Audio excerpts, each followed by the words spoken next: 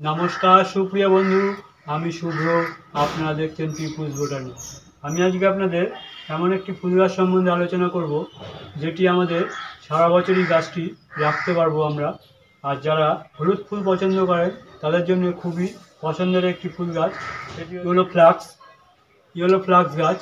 Yellow flux এই গাছটি অনেকে অনেক রকম নামেই নাম জানে। এই গাছটি কেউ হলুদ কুন্দ বলে, কেউ বাসন্তী ফুল বলে, কেউ গোল্ডেন ফ্লাক্স বলে, এক এক রকম নামে পরিচিত।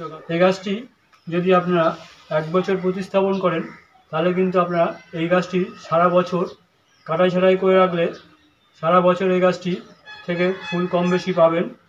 এবং এই গাছটি কাটাই ছাড়াই করলে গাছটি অনেক ঝোপালো হবে। দেখুন কত সুন্দর ফুলগুলি হয়েছে।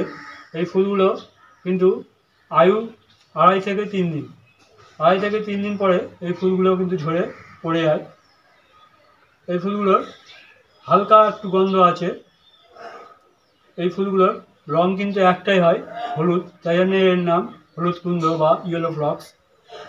এই গাছটি যেহেতু আমাদের সারা বছর গাছটি থাকবে, পার্মানেন্ট গাছ, সেই জন্য গাছটিকে কিন্তু আমাদের একটু বড় জায়গায় প্রতিস্থাপন করতে হবে। এর জন্য টব নির্বাচনটা কিন্তু খুবই জরুরি। বড় সাইজে নিতে হবে। টবটা যত বড় নেবেন আমাদের গাছটা কিন্তু তত বড় ঝোপালো হবে। সেই জন্য আমি এখানে মোটামুটি 10 ইঞ্চি টব নিয়ে নিয়েছি। আপনারা 10 থেকে 12 ইঞ্চি টব নিতে পারেন। আর এর জন্য মাটিটি আমরা এরকম প্রস্তুত করব। মাটিটি এরকম বেলে দোআঁশ মাটি আমি নিব।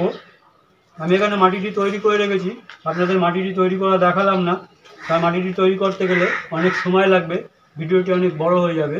সেই জন্য আমি আপনাদের মাটিটি তৈরি করে রেখেছি। আপনাদের আমি বলে দিচ্ছি কী কী এর মধ্যে দিয়েছি। আমি এখানে দিয়েছি 60% মোটামুটি গার্ডেন সয়েল, আর এর সাথে 10% বালি মাটি মিশিয়ে নিয়েছি। নদীর যে সাদা বালিটা সেটা মিশিয়ে নিয়েছি। এই মাটি এই গাছের জন্য হালকা দোআঁশ মাটিটা খুব পছন্দের, সেই জন্য আমি এখানে বালিটা মিশিয়ে নিয়েছি। আপনারা একটু বালি মিশিয়ে নেবেন। আর দিয়েছি আমি 30% মতন গোবর সার বা ভার্মিকম্পোস্ট, যেটাই থাকুক আপনাদের কাছে সেটা দেবেন। আমার কাছে এখানে 1 বছরের পুরনো গোবর সারটি ছিল, সেটি আমরা আর দিয়েছি 3 চামচ নিমখোল, 2 চামচ হাড় গুঁড়ো আর 2 চামচ শিংকুচি দিয়ে মাটিটি ভালো করে তৈরি করে নিয়েছি। এভাবে আপনারা মাটিটি তৈরি করে নেবেন। নিয়ে এবার আমরা গাছটি প্রতিস্থাপন করব। এই যে এই টবটা আমরা এখানে নিয়েছি, টবটার নিচের কিন্তু ড্রেনেজ সিস্টেমটা আপনারা ভালো করে করে নেবেন। ড্রেনেজ সিস্টেমটা আমি করে নিয়েছি। এই যে ড্রেনেজ সিস্টেমটা আপনারা দেখালাম না, আপনারা মোটামুটি সবাই ড্রেনেজ সিস্টেম জানেন কীভাবে করতে হয়, সেই জন্য আমি ড্রেনেজ সিস্টেমটা দেখালাম না। এবার ড্রেনেজ সিস্টেমটা করে নিয়ে এর মধ্যে আমরা মাটিটা দিয়ে দেবো। হালকা নিচে হাফ পরিমাণ মাটি আমরা এখানে দিয়ে দেবো। মাটিটা দিয়ে কিন্তু আমরা ভালো করে চেপে দেবো। মাটি সবসময় নিচের মাটিটা দেওয়ার পরে একটু চেপে দেবেন, নাহলে আমাদের অনেক সময় এয়ার ফাঙ্গাস লেগে যেতে পারে। সেই জন্য আমরা মাটিটা সবসময় চেপে দেবো। নিচের মাটিটা চেপে দেওয়ার পরে এবার আমরা এই গাছটাকে খুব সাবধানে বের করে নেব। আস্তে আস্তে আমরা গাছটাকে বের করে নেব। এ দেখুন কত সুন্দর শিকড় হয়েছে গাছটিতে। আপনারা এইভাবে গাছটি নার্সারি থেকে কিনে নিতে পারেন। আমি গাছটা নার্সারি থেকে কিনে নিয়ে এসেছি। এই গাছের দামও খুব একটা বেশি না, মোটামুটি 20 থেকে 25 টাকার মধ্যে আপনারা এরকম একটি বড় গাছ পেয়ে যাবেন। আর যদি ছোটো গাছ হয় সেখানে দাম একটু কম বেশি হতে পারে। আপনারা একটা গাছ যদি আপনি এই সময় বা প্রতিস্থাপন করেন শীতের সময়, এই সময় থেকে শীতের দিকে মোটামুটি এপ্রিল মে মাস অবধি ভালো ফুল পাবেন এই গাছ থেকে। তাছাড়াও সবসময় এই গাছটি থেকে কম বেশি ফুল আপনারা পাবেন। গাছটি সারা বছরই বেঁচে থাকে, এটা সিজন ফ্লাওয়ার না। আপনারা এই গাছটি যদি একবার লাগাতে পারেন তাহলে কিন্তু আপনারা এই গাছটি থেকে মোটামুটি পেয়ে যাবেন ফুল। আমি এবার মাটিটা সম্পূর্ণ দিয়ে দিলাম।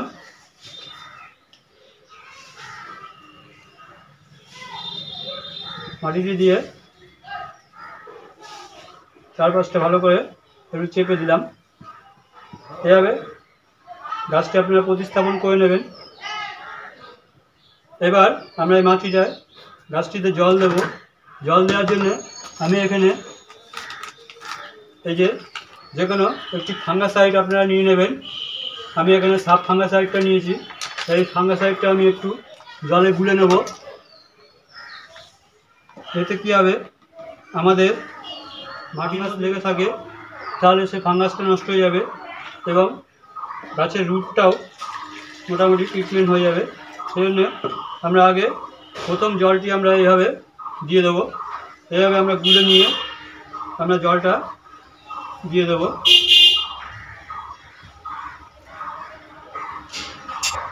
জলটা আমরা দিয়ে এবার আমরা গাছটিকে আমরা 3-4 দিন একটু ছায়াযুক্ত জায়গায় রাখবো, যেখানে সরাসরি সূর্য আলো পড়ে না, এরকম জায়গায় রাখবো।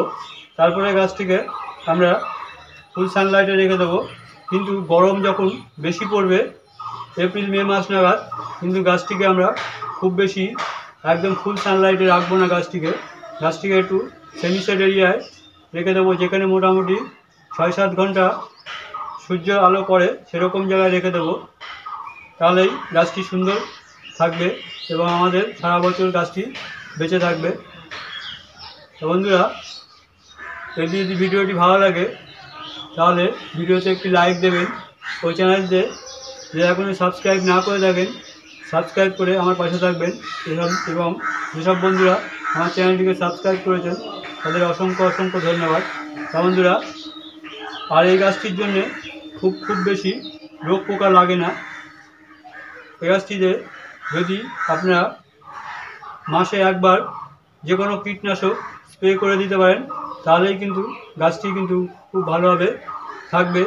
এবং মোটামুটি আমরা যে খোল পচা জলটি আমরা দিই সেটা মোটামুটি 15 দিন পর এখানে দিলেই আমাদের গাছটি খুব ভালো ফুল পাবো। তাহলে বন্ধুরা, আজকে এই অবধি, আবার পরের ভিডিও দেখা হবে। নমস্কার।